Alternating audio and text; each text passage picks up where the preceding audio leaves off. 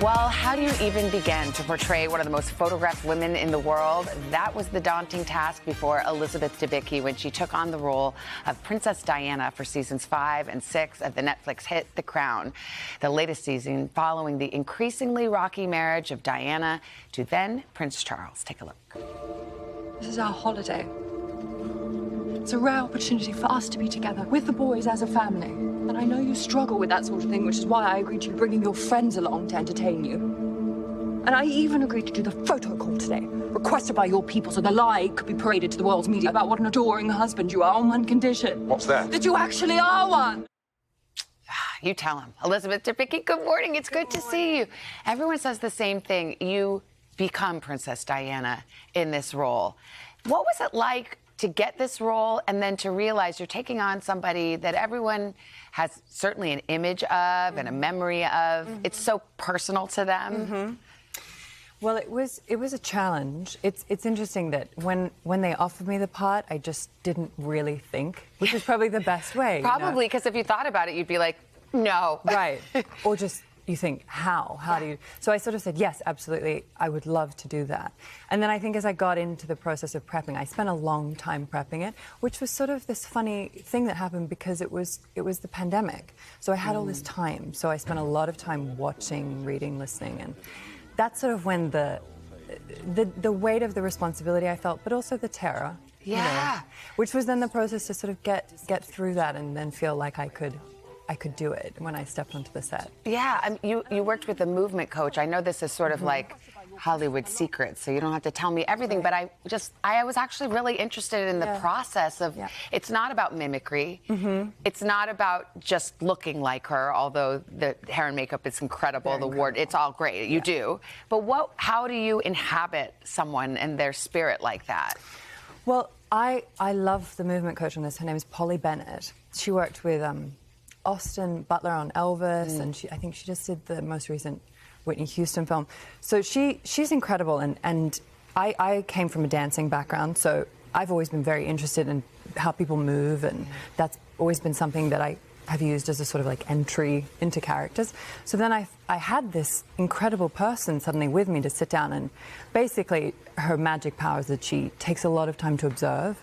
So we watch things together, and there's lots of pausing and talking about things, because everybody sort of has a map in their body that's their history in the world, you know, and so she really helps people break that down, and it's fascinating. Well, you're about to shoot, or you are shooting season 6, which they say was the final season. It's true. And it's going to bring us up to Diana's death, which I can imagine is bringing up a lot of emotions for everybody involved, and how to handle it, you know, with sensitivity.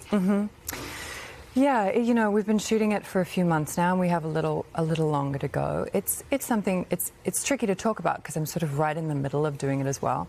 It is very, very sensitive, and I think it's just undeniably an extremely sad story to tell. Yeah. And I feel that that's probably in me and in my body and my brain a lot at the moment. But the people who make this show are incredibly talented and wise and intelligent makers and storytellers. So there's a great deal of conversation, obviously, before we shoot anything, and then we sort of gently do it. Well, we were talking about it being intimidating when you took on the role. How about when you heard that Prince Harry watches The Crown? Would he confirm that? Were you just flipping out? I think so. I don't know who told me. I feel like maybe was it on the Colbert interview? Yeah, he was in a Colbert show. He's like, I watch it and I fact check it live. Yes, he's right. As do we all, sort of. Google. Yes. Yeah, I think it's probably good that I didn't know that for sure beforehand. But I don't know if it would have really changed. You know, I think going into this, my intention was always to do this with as much truth as I could muster and as much of myself as I could put into it. So, you know, but probably better to not know before, you know, because it would always be a little bit. Then you'd be like, what does Harry think? Yeah. Well, tell me about you have such an interesting background, because as you mentioned, you were trained as a ballerina. You had ballerina dreams. But then you got too tall.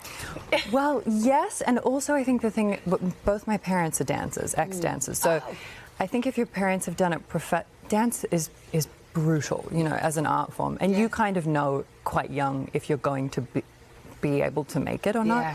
And I sort of knew I wasn't, so then I did it for the joy, which is a funny thing to say about something that's so hard. It's so hard and painful. But it was just this sort of part of my world, and that's, I don't know, it's like it's the family trait in a way, you know. Yeah. Well, you're in Guardians of the Galaxy. I can't believe you pulled this off in between shooting seasons 5 and 6. Total transformation. You're a golden girl. Mm-hmm. What is it like to step into that skin? Oh, there it is. Yeah. Well, it's lengthy. I will say the makeup artists on that job are the kindest people, because the whole time they do it, they say, oh, we're so sorry, we're so sorry. It must take hours. It does. It's a lot of paint, you know. But I think the amazing thing about Guardians, I have never made a different Marvel movie, but so much of what you're seeing on screen is not CGI. Yeah. It's, you know, it's like they really create the costumes and the makeup.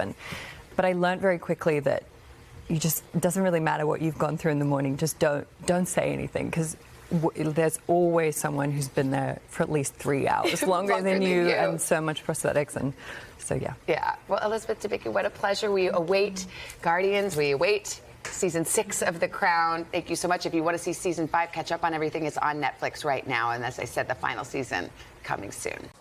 Hey, thanks for watching. Don't miss the Today Show every weekday at 11 a.m. Eastern, 8 Pacific on our streaming channel, Today All Day. To watch, head to today.com/allday or click the link right here.